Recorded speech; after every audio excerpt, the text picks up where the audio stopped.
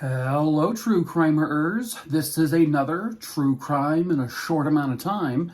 And we're going to call it the Midwest City, Oklahoma killing spree of 1968. Viewer discretion is advised.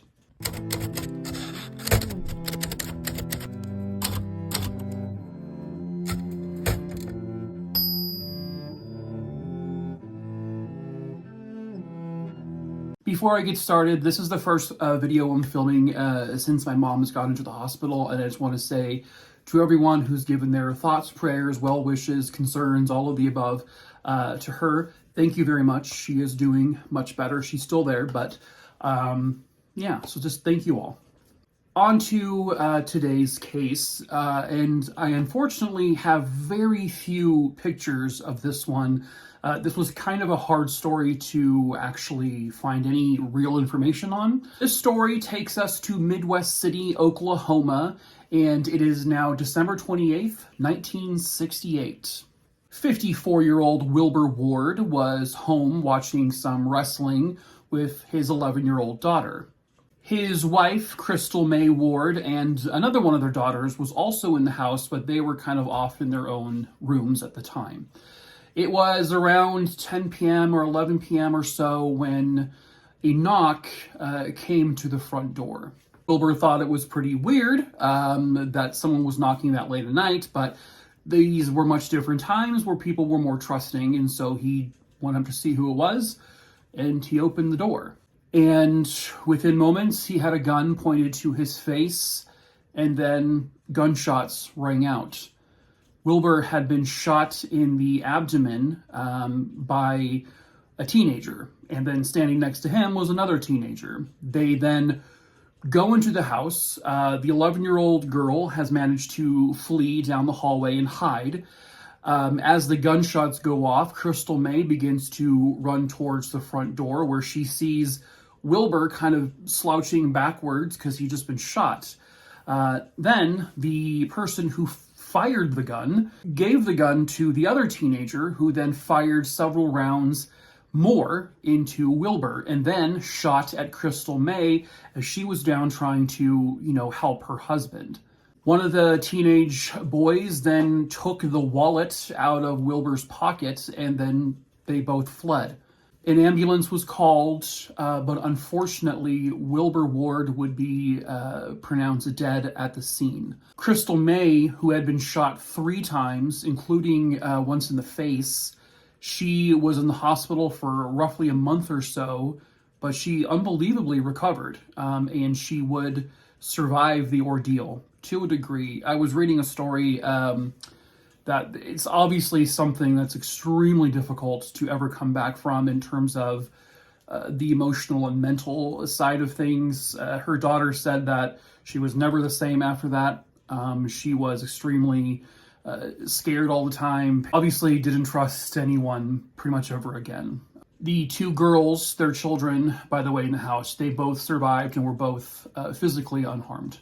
A little while later, Mr. Ward's wallet was found, and it was found, I guess, in a mailbox.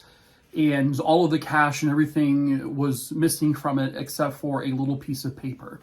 That piece of paper had a crude little note written on it, presumably by the 2 teenagers who stole it. It said, quote, "Money is thicker than blood. Thanks. Ha ha." I can't find the exact reasons how this was linked to these 2 teenage boys, but the wallet somehow led to them. I don't know if it was through fingerprints or witness testimonies. I'm not 100% sure because the story is not super clear. But at any rate, both teenage boys were found and arrested. They were both 18 years old. One of them was named Michael James Gibson. The other was Harley Ed Dickerson. They were able to recover the gun that was used to shoot both of the Wards. I believe it was a .22 caliber, which when they examined the bullets, it actually matched another unsolved murder. It was just a few days prior. This was on Christmas Day, 1968. 52-year-old Gilbert Walters was walking home, I believe from work. He was a warehouse man at the nearby Tinker Air Force Base. He had been shot, and he was not robbed, but he was just shot and killed. Well, the teenage boys who were caught and arrested for the Ward shooting, well, they had two friends with them during the Walters shooting.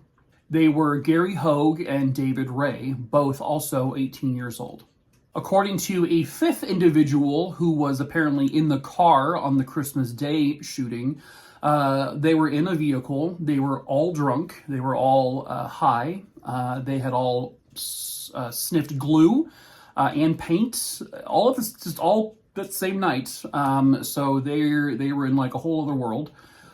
They saw Mr. Walters walking by himself, and they thought it would be funny to shoot him in the back. One of them did. And so they took out a gun and they shot this man in the back.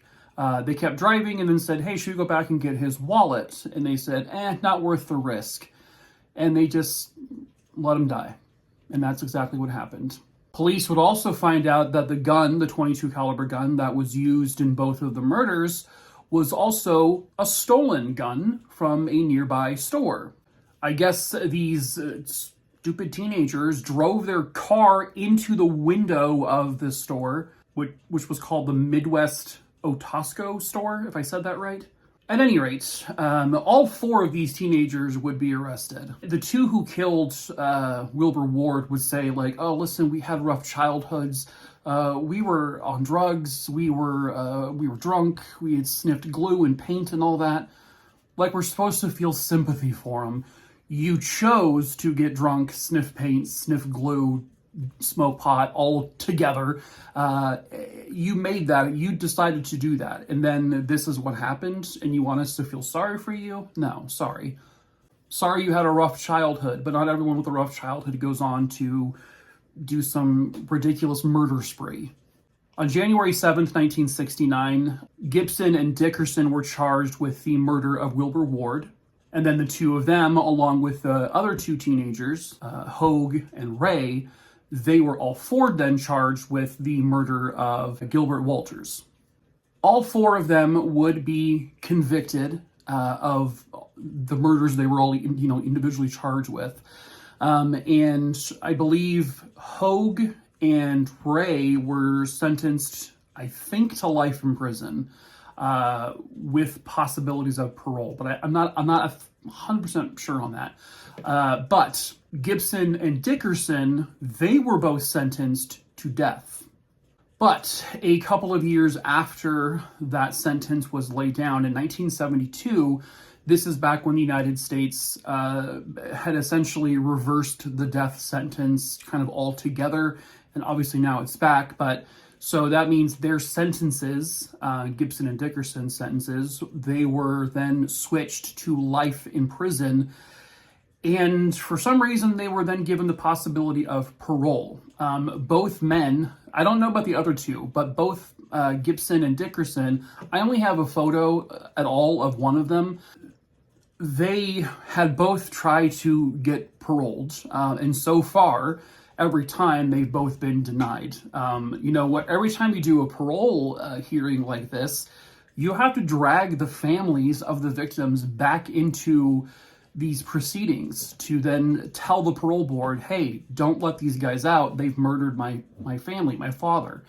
And so it's like you have to drudge it up every so often. But as far as I know, both men are still in prison, and hopefully both men never get out of prison. And unfortunately, like I said, I don't know about the other two. I guess let it be a lesson that, drinking high amounts of alcohol and sniffing glue and paint and messing with your brain, you probably shouldn't go out and do anything. Just stay home. But that is it for this case. I hope you found it interesting, and I hope both men rot in prison for the remainder of their sad, pathetic lives. If you are into true crime and this is the first time you've seen me, hi, I'm Mike. I'm Making a True Crimer. Please subscribe to the channel, give the video a like and all that. And you can also follow me on Twitter, on Facebook, and Instagram.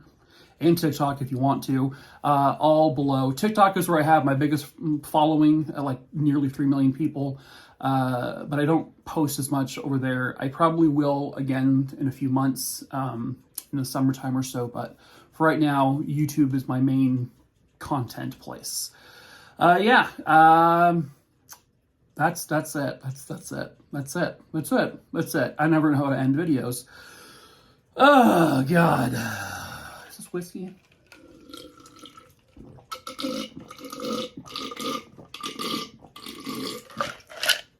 Oh, yeah. Oh, God, no, that's just Coke. That's just Coke. A cola. What? Bye.